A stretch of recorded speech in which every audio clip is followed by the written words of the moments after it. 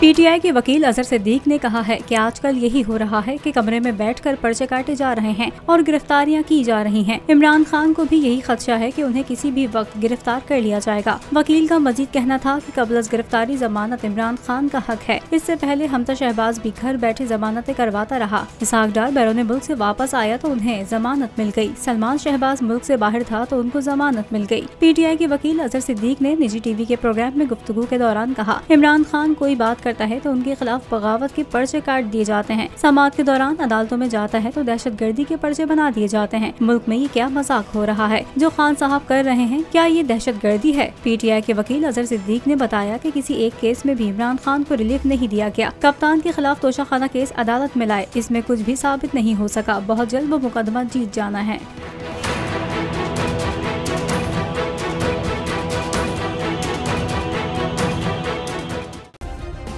Subscribe करें और bell दबाएं ताकि कोई खबर रह न जाए।